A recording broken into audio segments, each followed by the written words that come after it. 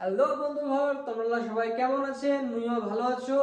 তো যেহেতু রমজান মাস, পহেলা রমজান মাসের শুভেচ্ছা মোর সমস্ত ফেসবুক ফ্যামিলির।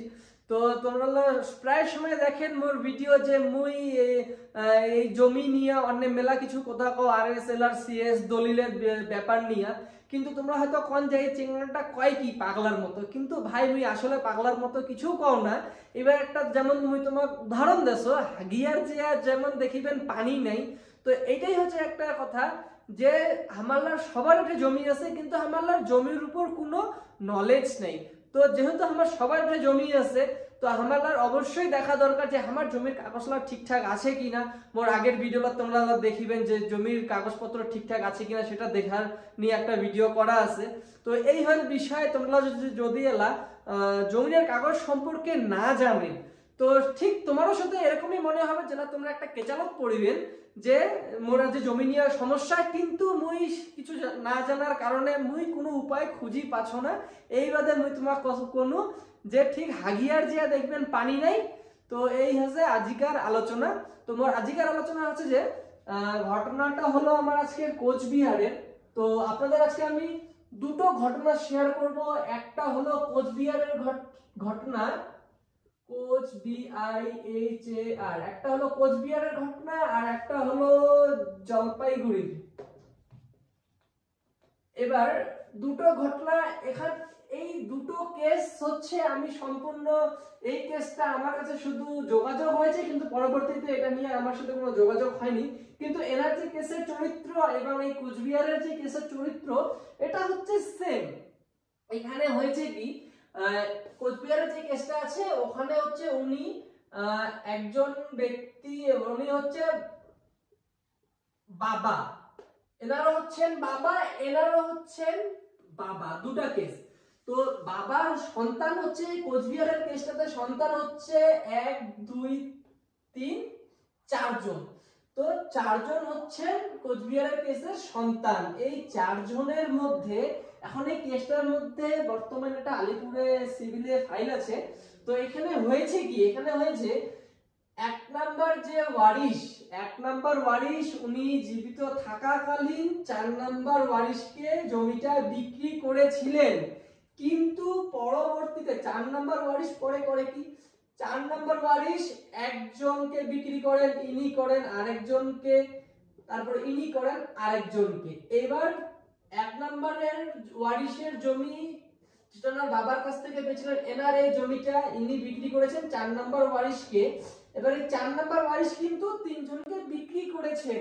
এবার 3 নাম্বার ব্যক্তির সাথে লেগে গেছে কেচাল। এবার হয়েছে কি কেসটাতে, 1 নাম্বার ব্যক্তির যে ওয়ারিশ আছেন 2 সন্তান, এনার কিন্তু 2 ছেলে আছে।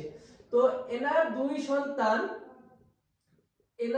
সন্তান কিন্তু করেছে কি, এই 3 নাম্বার ব্যক্তির কাছে যে জমিটা আছে, এনার 2 সন্তান জানেন যে ওনার বাবার থেকে যে জমিটা ওনার পাওনা ছিল, সেটা ওনারা 4 নম্বরের যিনি আছেন উনি আরেকজনকে বিক্রি করে দিয়েছেন। কিন্তু এখানে কিন্তু 1 নাম্বার ওয়ারিশ যিনি ছিলেন সে কিন্তু অলরেডি 4 নাম্বারকে বিক্রি করেছেন। এবার এখানে হয়েছে কি, এই যে দুজন আছে এনারা দুজন মিলে, 1 নাম্বার ওয়ারিশের যে ওয়ারিশ আছে এনারা মিলে, আপনারা অনেক সময় দেখবেন কিছু অসাধু ব্যবসায়ী জমি নিয়ে ওনারা হচ্ছে কারবার করে। এবার তারা করে কি, এনাদের যে ওয়ারিশ আছে এই ওয়ারিশ হচ্ছে একজনকে জমিটা রেজিস্ট্রি করে দেন। এবার ধরে নেন এই জমিটার প্লট হচ্ছে 201। তো এনার বাবার জমি 201 প্লটে ওনার ওয়ারিশ রেজিস্ট্রি করে দেন। এবার এখানে এই যে 4 নাম্বার ব্যক্তি যে ওনার 1 নাম্বারের কাছ থেকে কিনেছিল, এবার সেও কিন্তু 1 2 3 করে এই 201 প্লটটাই রেজিস্ট্রি দিয়েছেন। কিন্তু এখানে এখন যেহেতু এখানে অলরেডি আপনারা দেখবেন একটা দুটো তিনটে দলিল এখানে কিন্তু আছে। এবার এখানে তিনটের মধ্যে ইনি যে 3 নাম্বার ব্যক্তি যার কাছে বর্তমান জমিটা আছে, ইনি কিন্তু এনার কাছে শুধু দলিল আছে দুটো, এনার একটা, ইনি যার কাছ থেকে কিনেছেন একটা। তো এনার কাছে কিন্তু এই মাথার দলিলগুলো নেই। আমি এই জন্য আমার আগের একটা ভিডিওতে বলেছিলাম যে আমরা সবসময় চেষ্টা করবো আমার উপরের যে দলিলগুলো আছে সেগুলো একবার দেখে নেওয়ার, অথবা সেগুলো আমরা সংগ্রহ করে রাখার চেষ্টা করব। এখন এখানে দেখেন এই কেসটা চলছে, চলতে চলতে এটা নিয়ে আলোচনা হয়ে এবার এখানে হয়েছে, তাহলে আমার প্রয়োজন হচ্ছে 4 নাম্বার ব্যক্তি যে জমিটা 1 নাম্বারের কাছ থেকে কিনেছিলেন, আমার প্রয়োজন হচ্ছে 3 নাম্বার ব্যক্তিকে দলিল প্রয়োজন হচ্ছে সেই 4 নাম্বার ব্যক্তি যিনি জমিটা 1 নাম্বার ব্যক্তির কাছ থেকে কিনেছিলেন।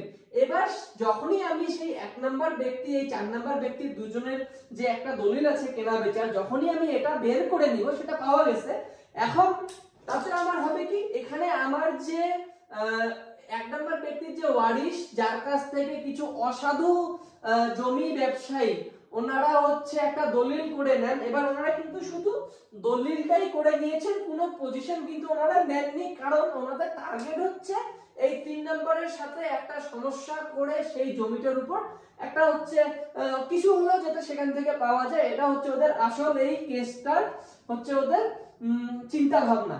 তো এখন যেহেতু আমার কাছে এই দলিলটা পাওয়া গেছে, তার মানে এবার যেহেতু ওয়ারিশের জমিটা 1 নম্বর ব্যক্তির জমিটা উনি 4 নম্বরকে বিক্রি করেছিলেন, তার মানে বর্তমান সময়ে যে দলিলটা হয়েছে একই প্লটের উপর, যেমন 201 প্লটের উপর বর্তমান যে দলিল দুটো হয়েছে, এবার বর্তমান দলিল হচ্ছে 1 নম্বর ব্যক্তির ওয়ারিশ দুজন আছে, দুজন মিলে এক অসাধু ব্যবসায়ীকে দলিলটা করে দেন।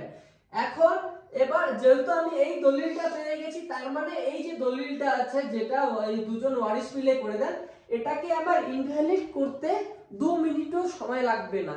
এটা হচ্ছে যখন নেক্সট ডেট হিয়ারিং হবে সে তখনই হচ্ছে যদি এই প্রমাণটা দেওয়া হয় যে আমি হচ্ছে যে ওনারা যে জমিটা যে পার্টি আমাকে দাবি করছে ওনারা যে ওয়ারিশের কাছ থেকে জমিটা নিয়েছেন সেটা অলরেডি অনেক আগেই হচ্ছে 1 নাম্বার যে ব্যক্তি ছিলেন উনি অনেক আগে ওনার 4 নাম্বার ব্যক্তিকে বিক্রি করেছেন। এনারা 4 জন কিন্তু ভাই, এনারা 4 জনই হচ্ছে ভাই।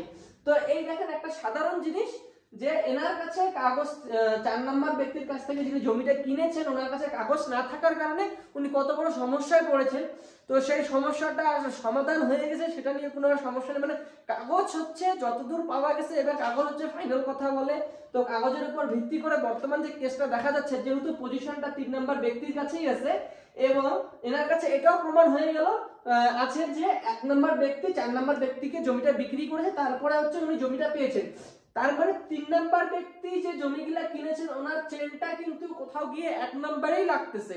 তো যার জন্য আমরা সব সময় চেষ্টা করব জমির দলিলের চেনটাকে সংগ্রহ করে রাখার, যাতে পরবর্তীতে আমাদের কোনো সমস্যা না হয়। তো আপনারা সকলেই ভালো থাকবেন। ও হ্যাঁ, আপনাদের একটা যে জলপাইগুড়ির কেসটা এনাদেরও সেম কেস, এখানে ওনারা হচ্ছে 1 জন 2 জন 3 জন আছে, তো এনাদেরও হচ্ছে সেম কেস, এইটা কেস এটা কেস সেম কেস।